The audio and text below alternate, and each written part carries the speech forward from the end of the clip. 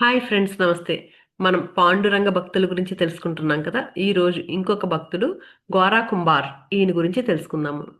మహారాష్ట్ర దేశంలో ఉస్మానాబాద్ జిల్లాలో టెడ్డోకి అని ఒక గ్రామం ఉంది. ఆ గ్రామంలో గోరా కుంభార్ అని ఒక కుమ్మరి నివసిస్తూ ఉండేవాడు. ఆయన భార్య పేరు గంగాబాయి. ఆ పుణ్య దంపతులకు వీరు అని ఒక సంవత్సరం వయసు గల ఒక పిల్లవాడు ఉన్నాడు. గోరా పరమ భక్తుడు. ఆయన నిరంతరము పాండురంగ దివ్య నామాన్ని స్మరణం చేస్తూ పారవస్యంలో మునిగి ఉండేవాడు. ప్రతి క్షణము ఆ పాండురంగ నామం తప్ప ఇంక వేరే ఏమీ ఉండేది కదా ఆయనకి. పని చేస్తున్నంతసేపు కూడా భగవంతుని కర్మలు ఆచరిస్తున్నాను అనుకుని భావించి తృప్తి చెందుతూ ఉండేవాడు. నడుస్తున్నప్పుడు పాండురంగని అనంత చైతన్యంలో కదులుతున్నట్లుగా భావించి పులకించిపోతూ ఉండేవాడు.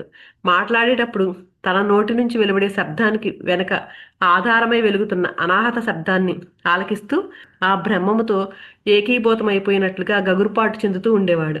చూస్తున్నప్పుడు కనిపించే ఆ దృష్టికి కారణమైన తనలోనే వెలిగే ఆత్మ ప్రకాశాన్ని తలుచుకుంటూ బయటికి వెళ్ళిపోయే దృష్టిని తిరిగి అంతర్ముఖం చేసుకుని ఆత్మస్వరూపంలో లీనమైపోయి కదలలేని నిశ్చల స్థితిలో కనిపించేవాడు.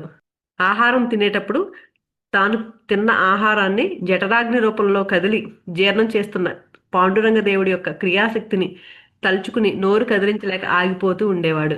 నిరంతరము ఆ పారవస్యంలో ఉంటూ కాలాన్ని సాగించే గోర తన కులవృత్తిని అనుసరించి కుండలు చేస్తూ వాటిని పండరీపురం సంతలో అమ్మి దానితో కుటుంబాన్ని పోషించుకుంటూ ఉండేవాడు. ఆరాధించే మనసు ఉండాలి. అలా ఉంటే మనం చేసే ప్రతి పని యజ్ఞంలాగా పవిత్రమైపోతుంది. ఆ కుండలు చేసి అమ్మడాన్ని కూడా సాధనగానే చూసేవాడు ఆయన. మట్టి కలిపేటప్పుడు తన మనసు గురించి ఆలోచిస్తూ ఉండేవాడు. ఈ మట్టి ఎంత కఠినంగా ఉందో అలాగే రాగద్వేషాలకి కారణమైన మనసు కూడా అలాగే కర్కశంగా ఉంది అని అనుకునేవాడు. అలాగే మట్టిలో నీళ్లు పోసి తడిపేటప్పుడు భక్తి సాధన గురించి భావించేవాడు. కఠినమైన మట్టిని నీరు పోసినప్పుడు మెత్తగా ఎలా అయితే మారిందో అలాగే కర్కశమైన మనసులో పాండురంగ దివ్యనామం అనే అమృత జలం సున్నితంగా మారుస్తుంది కఠినమైన మనస్సుని అనుకునేవాడు. కలిపిన మట్టి సారిపై పెట్టి తిప్పేటప్పుడు తన లోపల పరిణామాన్ని గురించి ఆలోచిస్తూ ఉండేవాడు.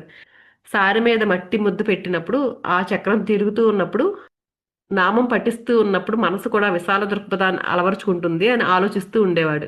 కొండలకు ఉన్న వంకరల్ని సరిచేసేటప్పుడు ఆత్మను ఉద్ధరించడం గురించి అనుసంధానం చేస్తూ ఉండేవాడు. చేతిలో మట్టిని మలచడం వల్ల కొండ యొక్క ఆ వంకరలన్నీ తొలగించబడి రూపం ఏర్పడుతుంది. అవగాహనతో మన మనస్సుని ఎప్పుడైతే సంస్కరించుకుంటామో మన అంతఃకరణలో ఏర్పడి ఉన్న ద్వంద్వాలన్నీ సమసిపోతున్నట్లుగా అర్థం చేసుకునేవాడు.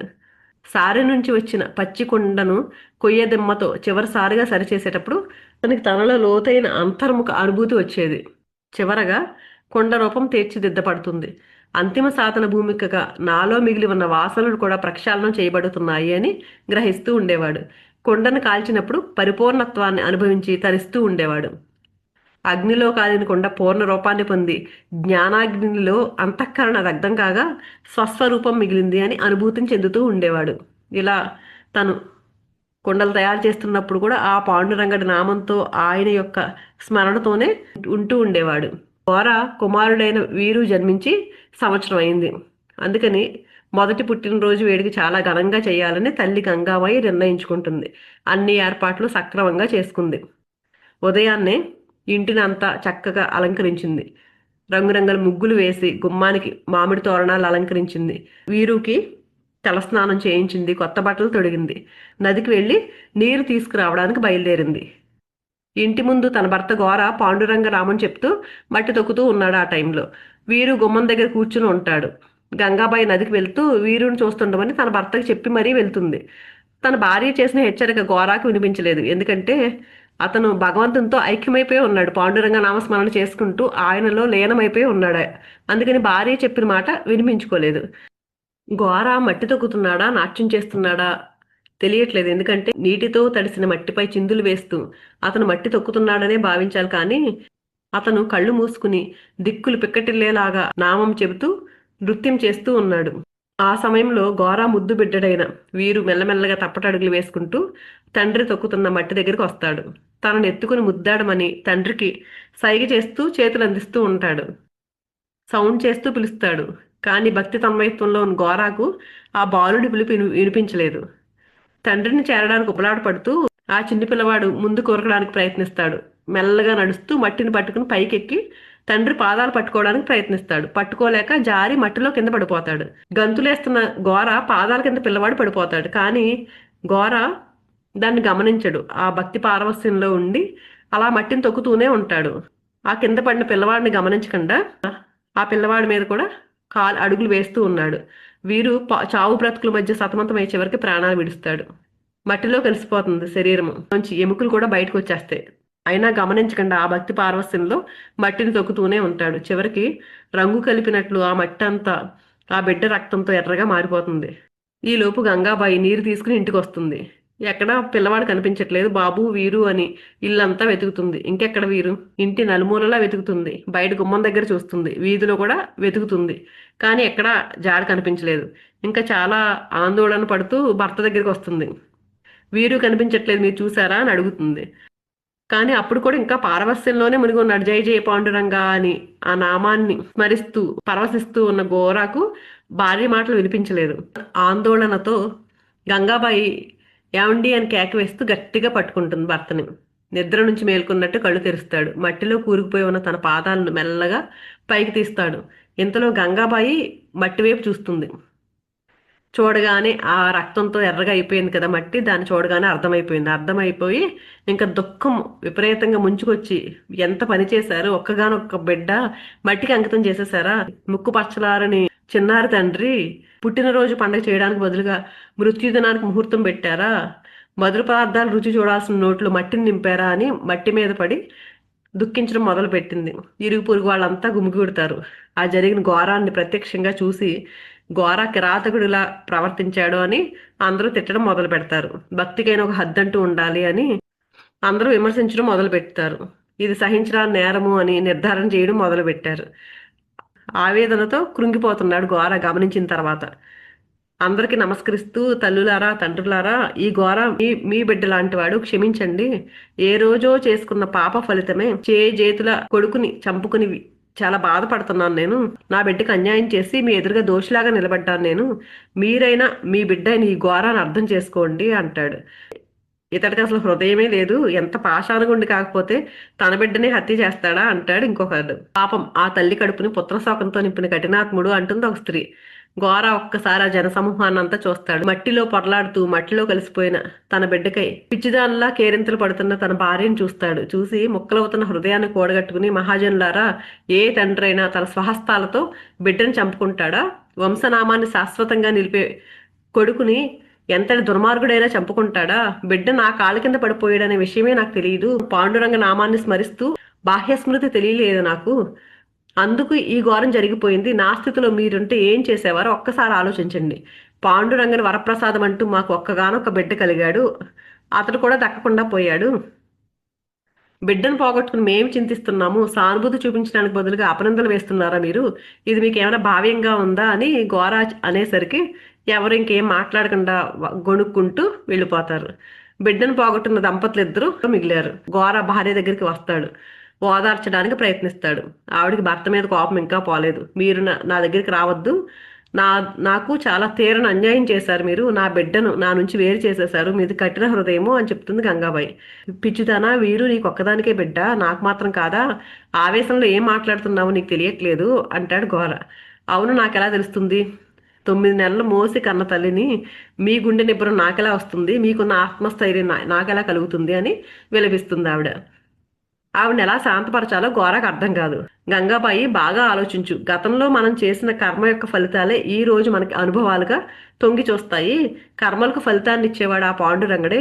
వీరుకి మనకి మధ్య ఉన్న సంబంధం 1 సంవత్సర కాలమే. బంధం తీరిపోయింది, శరీరం దూరం అయిపోయింది. మధ్యలో నేను ఒక మిషగా మిగిలానంతే. దైవ నిర్ణయాలు ఇవన్నీ, వాటిని దాటడం ఎవరి తరము? ఇచ్చిన వాడే తీసుకుని వెళ్ళిపోయాడు. అందుకని అన్నింటికీ పాండురంగడే శరణమని భావించి ఎప్పుడైతే జీవిస్తామో అప్పుడే ఆ జీవితానికే సార్థకత ఉంది, బ్రతుకుకి పారమార్థికత కలుగుతుంది అని చల్లగా చెప్తాడు గోర. గంగాబాయి కోపం ఇంకా పెరిగిపోతుంది. అంటే ఆ బిడ్డ పోయిన కోపంలో భగవంతుడు ఎక్కడున్నాడు, అది ఒక మనసులో ఉన్న భావన ఒకటే. కొంతమంది అసమర్థులైన వాళ్లే భగవంతుని సృష్టించారు, కొంతమంది సోమరులేమో కర్మ జన్మ అని చెప్తున్నారు. దైవం అనేది మనిషి మనసులో ఏర్పడిన ఒక జాడ్యం, అంటే కడిగినా పోని కాలుష్యం అది అని ఇంకా ఏదేదో చెప్పడం మొదలు పెట్టేసరికి గోరాకి చాలా కోపంతో ఊగిపోతాడు. ఎందుకంటే తనను నిందిస్తే భక్తుడు సహించగలుగుతాడు, కానీ భగవంతుని దూషిస్తే భరించగలుగుతాడా? అందులో ఈయన నిరంతరము పాండురంగడు తప్ప ఇంక వేరే ధ్యాస లేదు. అలాంటి ఆయన భగవంతుని దూషించేసరికి చాలా ఆవేశంతో ఆ ఆవేశాన్ని ఆపుకోలేక, ఉండు ఈ క్షణం నిన్నేం చేస్తాను అని చెయ్యి ఎత్తి గంగాబాయి మీద కురుగుతాడు. వెంటనే భయంతో గంగాబాయి వణికిపోతూ తప్పించుకోవడానికి ఇంకొక మార్గం ఏమీ లేక, నన్ను ముట్టుకుంటే పాండురంగని హింసించినట్లే అని ఒట్టేసుకుంటుంది. ఘోర ఎత్తిన చేయి దించేసుకుంటాడు. ఇలా కొన్ని రోజులు గడిచిపోతాయి. ఆవేశంలో తాను అన్నమాట పాపం ఆవిడ విషయంలో శాపంగా మారిపోయింది. అంటే నన్ను ముట్టుకుంటే పాండురంగని మీద ఒట్టు అని అనడాన్ని ఘోర మనసులో పెట్టేసుకుంటాడు. ఆ రోజు నుంచి భార్యను ముట్టుకోవడం మహాపాపంగా భావిస్తాడు. గంగాబాయి బ్రతుకు సరాసరి గంగలో కలిసిపోయినట్లు అయిపోతుంది. ఎందుకంటే బిడ్డ చనిపోయాడు. తాను పెట్టిన ఒట్టు తన జీవితానికి తీరని అన్యాయం చేసింది. ఎందుకంటే ఘోర ఆడిన మాట తప్పడు. ఇక తనకి పిల్లలు పుట్టే అదృష్టం లేదు, వంశనామం కూడా అడుగంటిపోతుంది అనుకుంటుంది.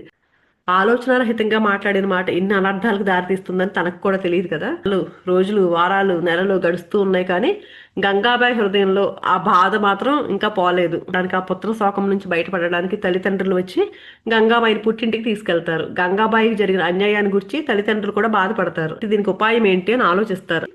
ఆలోచించినప్పుడు గంగాబాయికి ఒక ఆలోచన వచ్చింది. తన భర్త సత్యసంధుడు, తన నిర్ణయం ఇంకా మారదు. అందుకని తన వంశనామం నిలవడానికి ఒకటే మార్గం ఉంది, ఇంకా తన భర్తకి ఇంకో రెండవ పెళ్లి చేయడమే అనుకుంటుంది. ఇంకా అదొకటే సరైన మార్గము అనుకుంటుంది. తన సోదరి అయితే అనుకూలవతి అని భావించి తన కోరికని తల్లిదండ్రులకు తెలియచేస్తుంది. బుద్ధిమంతుడైన ఘోరాకు విమలనిచ్చి పెళ్లి చేయడానికి వాళ్ళు కూడా అంగీకరిస్తారు. గంగాబాయి టెడ్డోకి చేరుకుంది. భర్త దగ్గరికి వెళ్ళి తన కోరికను తెలియచేస్తుంది. ఘోరా నవ్వుతూ, గంగాబాయి బాగా ఆలోచించు, కరుణా సముద్రుడైన పాండురంగుడు మనపై కృపాదృష్టిని చూపించాడు మనకి. ఎందుకంటే మన బంధాలన్నీ మనకి దూరం చేశాడు. మన మధ్య కూడా ఒక పవిత్ర బంధాన్ని మిగిల్చాడు. సదా భగవన్నామాన్ని స్మరణ చేస్తూ తరించే అవకాశాన్ని మనకు ప్రసాదించాడు. అశాశ్వతమైన వంశ ప్రతిష్టలకు అరులు చేస్తూ మోహవలయంలో కొట్టుకుపోవడం ఎంత అవివేకమో బాగా ఆలోచించు. మళ్ళీ రెండవ వివాహం చేసుకోవడం ఆశించదగింది కాదు అని చెప్తాడు. గంగాబాయికి ఘోరా చెప్పిన మాటలు నచ్చవు. వెంటనే ఎలా అయినా సరే ద్వితీయ వివాహం చేసుకోవాల్సిందే అని పట్టుపడుతుంది. ఘోర ఆలోచించాడు. ఎందుకంటే పుత్రశాకంతో అలమటిస్తుంది గంగాబాయి. తనకి ఈ విధంగా అయినా సరే మనశ్శాంతి ఏర్పడుతుందేమో అని ద్వితీయ వివాహం చేసుకోవడానికి అంగీకరిస్తాడు. ఘోరా విమలల వివాహం వైభవంగా జరిగిపోతుంది. గంగాబాయి మనసు శాంతించింది. కన్యాదానం చేసిన మామగారు ఘోరాన్ని సమీపించి, నాయన ఘోరా, నువ్వు గుణవంతుడివి, బుద్ధిమంతుడివి. నీలో ఉన్న సుగుణాలను చూసి నా పిల్లలిద్దరినీ కూడా నీకు ఇచ్చి పెళ్లి చేశాను. నువ్వు జ్ఞానవంతుడివైన నీకు ప్రత్యేకించి చెప్పాల్సిన పని లేదు. గంగాబాయిని ఎలా చూసుకుంటున్నావో విమలాబాయిని కూడా అలాగే చూసుకో అని చెప్తాడు. ఈ మామగారు చెప్పిన మాటలు ఘోరాకి ఇంకో విధంగా అర్థమైనాయి. ఎందుకంటే గంగాబాయిని చూసుకున్నట్లే విమలాబాయిని చూసుకో అని చెప్పారు కదా మామగారు. గంగాబాయిని తాను తాకడు కాబట్టి మామగారి మాట ప్రకారం విమలాబాయిని కూడా తాకడానికి వీల్లేదు. అలాగే జీవించాలని ఘోరా నిర్ణయించుకుని ఇద్దరు భార్యలతో కలిపి టెడ్డోకి బయలుదేరతాడు. ఘోరా ప్రవర్తన గంగాబాయికి అంతుపట్టట్లేదు. విమలాబాయి పట్ల ఎందుకు ఇంత నిర్దాక్షిణ్యంగా ప్రవర్తిస్తున్నారో తెలియచేయమని అడుగుతుంది భర్తని.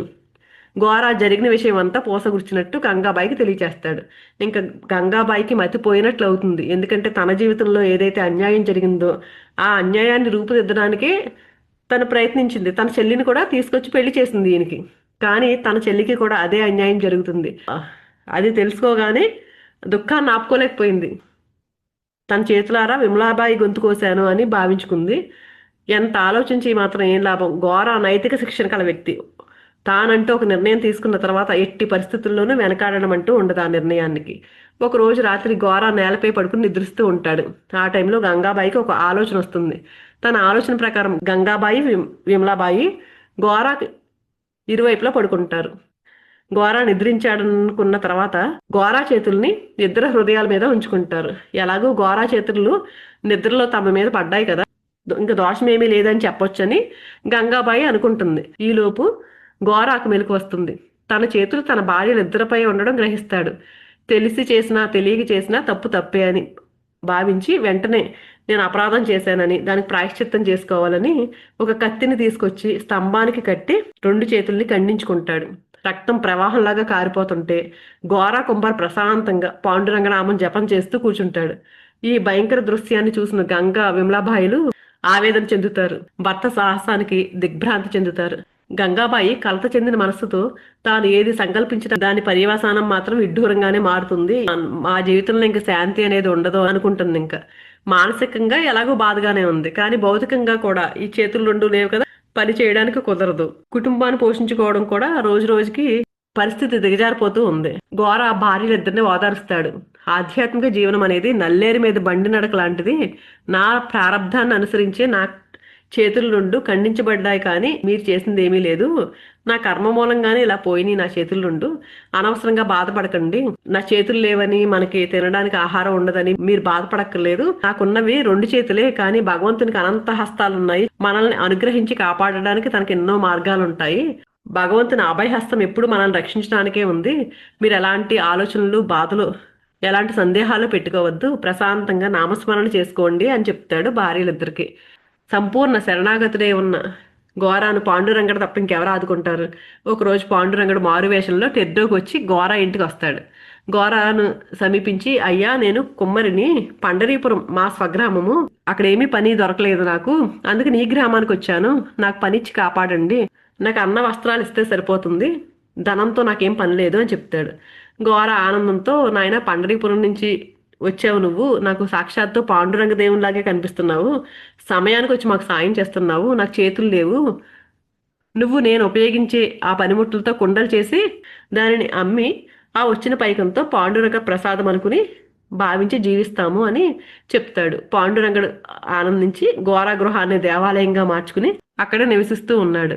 పాండురంగడు మట్టి కలిపి కుండలు చేస్తూ ఉండేవారు. ఆ మట్టి పనిముట్లు ఎంత పుణ్యం చేసుకున్నాయో కదా.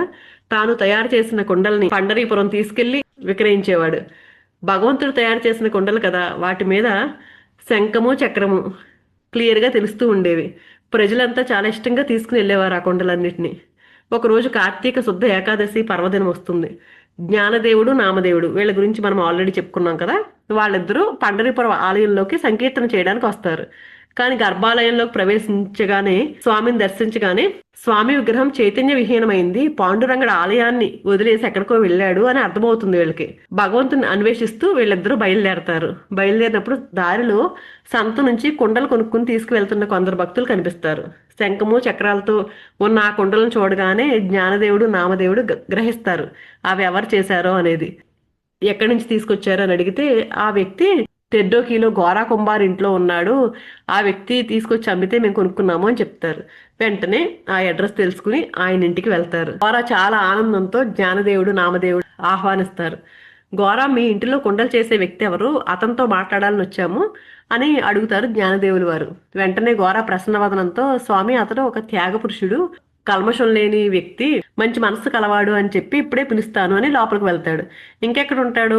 జ్ఞానదేవుడు, నామదేవుడు వచ్చారు కదా, వాళ్ళు వచ్చిన మరుక్షణమే పాండురంగడు గుట్టు చప్పుడు కాకుండా బయలుదేరి పండరీపురం గుడిలో ప్రవేశిస్తారు. చాలా ఆశ్చర్యంతో ఘోర తిరిగి వస్తాడు. స్వామి, ఆశ్చర్యకరంగా ఉంది, అతడు ఇంతకు ముందే ఇలాగే ఇంట్లో లోపలికి వెళ్ళాడు, చూస్తుండగానే మాయమైపోయాడు, నా మనసుకేమీ తోచట్లేదు అని చెప్తాడు. వెంటనే పొలకించిపోయి ఆ కళ్ళలోంచి నీళ్లు కారుతూ ఉండగా నామదేవులు వారు గద్గద స్వరంతో చెప్తారు, ఘోర, ఆ వ్యక్తి ఇంకెక్కడ ఉంటాడు, అతడు అదృశ్యం కావడంలో ఆశ్చర్యం ఏముంది, అంతా నిండిన వాడు ఎక్కడికి పరిమితము అంటూ మాట్లాడలేకపోతాడు. ఆశ్చర్యపోయిన ఘోరకు నామదేవులు వారి మాటల్లోని భావం ఏమీ అర్థం కాలేదు. అదేంటి స్వామి, మీరు ఏమంటున్నారు, నాకు అర్థం కావట్లేదు అని వినమ్రతతో ప్రశ్నిస్తాడు. అప్పుడు జ్ఞానదేవులు వారి ఘోరాన్ని చూసి, ఘోర, మీ ఇంట్లో పనిచేసిన వ్యక్తి ఎవరో కాదు, మన స్వామి పాండురంగడే. నువ్వు భక్తులలోనే అగ్రగణ్యుడివైన నీకు వచ్చిన కష్టాలను చూసి ఓర్చుకోలేక పాండురంగడే మీ ఇంట్లో సేవ చేయడానికి వచ్చాడు. నువ్వెంతటి పుణ్యపురుషుడివో వర్ణించడానికి కూడా నాకు శక్తి చాలట్లేదు. పరంధాముణ్ణే మీ ఇంట్లో పనివాడిగా పెట్టుకున్నావు. నీ కొరకు స్వామి మట్టి కలిపాడు, కుండలు చేశాడు, ఆ కుండల్ని మోసుకుని వెళ్ళి విక్రయించి వచ్చాడు. ఆ కుండల్ని కొన్నవాడు ఎంత అదృష్టవంతుడో కదా అని గగుర్పాటుతో స్తంభించి నిలబడిపోతారు. అలా అప్పుడు ఘోర కళ్ళ వెంట కన్నీళ్లు ధారా ప్రవాహంలో కారుతూ ఉంటాయి. నోట్లోంచి మాట రావట్లేదు. ఎంతో దీన దయాళుడైన పాండురంగ భగవానుడి అనంత దయాస్వరూపానికి ఆ అనుభూతిని పొందిన జ్ఞానదేవుడు, నామదేవుడు, ఘోర కుంభారు వీళ్ళంతా అలా నిల్చుండిపోతారు. అప్పుడు జ్ఞానదేవులు వారు ఘోర దగ్గరికి వచ్చి, ఘోర, మేము స్వామి దర్శనానికి పండరీపురం వెళ్తున్నాము, నువ్వు కూడా కుటుంబ సమేతంగా మాతో రావాలి అని అడుగుతారు. వెంటనే గంగా, విమలాబాయిలతో కలిసి జ్ఞానదేవుడు, నామదేవులు వెంట ఘోర పండరీపురం వెళ్తాడు. చంద్రభాగా పవిత్ర పుణ్యతీర్థంలో స్నానం చేసి గర్భాలయంలోకి ప్రవేశిస్తారు. పాండురంగడు ప్రసన్న వదనంతో దర్శనమిస్తాడు అందరికీ. నామదేవుల వారి ఆనందానికి అవధులు లేవు. వెంటనే నామదేవుల వారు అమృత గానాన్ని చేస్తూ నృత్యం చేయడం మొదలుపెట్టారు. భక్తులందరూ కూడా ఆయన నామాన్ని చేస్తూ నృత్యం చేస్తున్నారు. ఘోర హృదయం ద్రవిస్తుంది. తాను గంతులు వేస్తూ చేతులు చరచడానికి అప్రయత్నంగా ప్రయత్నిస్తాడు. అంటే ఆ డ్యాన్స్ చేస్తూ ఉన్నప్పుడు గోరా కూడా అప్రయత్నంగా చేతులు చరచడానికి ప్రయత్నిస్తాడు. చేతులు ఖండించుకున్నాడు కదా, గోరాకి చేతులు రెండు మామూలుగా వచ్చేస్తాయి. ఆ భగవంతుడి యొక్క దయని చూసి భక్తులంతా కూడా పరవశించిపోతారు. తర్వాత ఆ పాండురంగ దేవుడు గోరాకి దర్శనమిస్తాడు. రుక్మిణీ తల్లి కూడా ప్రత్యక్షమయ్యి గోరా కుమారుడైన వీరుని మళ్ళీ గంగాబాయికి అప్పగిస్తుంది. ఈ అపూర్వ దృశ్యాన్ని చూసిన నామదేవుల వారికి కూడా ఆనంద బాష్పాలు వస్తాయి. పాండురంగ భగవానుడు గోరా దగ్గరికి వచ్చి నవ్వుతూ, గోరా, అంతఃకరణ శుద్ధితో నన్ను చేరే భక్తులకు గృహస్థాశ్రమమే ఆదర్శమైంది. నువ్వు నీ భార్యలిద్దరినీ గ్రహించు, భగవంతుని యందు మనసు లగ్నం చేసి జీవించు, నువ్వు తరించు, ఇతరులు తరించడానికి కూడా సాయపడు అని తన సందేశాన్నిచ్చి అదృశ్యమవుతాడు. ఆయన సందేశాన్ని హృదయంలో ప్రతిష్ఠించుకుని ఆదర్శ జీవితాన్ని గడిపి చివరికి పాండురంగని దివ్య చైతన్యంలో గోర ఐక్యమవుతారు. ఇక్కడ మనం గోరా కుమార్ గారి జీవితాన్ని ఒకసారి చూసినట్లయితే ఎలాంటి పరిస్థితి వచ్చినా, అంటే కుమారుడు మట్టిలో కలిసిపోయినప్పుడైనా, చేతులు ఖండించుకున్న సందర్భంలో అయినా సరే ఈయన ఎవరిని నిందించలేదు. ఇది నా ప్రారంధం అని మాత్రమే అనుకున్నారు. అంతేకాకుండా పాండురంగ నామస్మరణ ఒక్క క్షణం కూడా విడిచిపెట్టకుండా పూర్తిగా విశ్వాసంతో సంపూర్ణ శరణాగతితో ఉన్నారు. ఆ శరణాగతితో ఉన్నారు కాబట్టి ఆయనకి భగవంతుని కరుణ ప్రవహించింది. ఆయనకి ఆ పాండురంగడు దివ్యంగా తోడుగా నిలిచాడు. అలాగే మనం కూడా మన జీవితంలో ఎలాంటి పరిస్థితి వచ్చినా కూడా అదే అంగీకార తత్వంతో, ఆ శరణాగతి భావంతో ఉంటే ఆ దివ్య సహకారం మనకు కూడా లభిస్తుంది. మనము ఆ అంగీకార తత్వాన్ని పెంచుకోవడానికి ధ్యాన సాధన ఉపయోగపడుతుంది ఫ్రెండ్స్. ప్రతిరోజు ధ్యానం చేద్దాము. Thank you.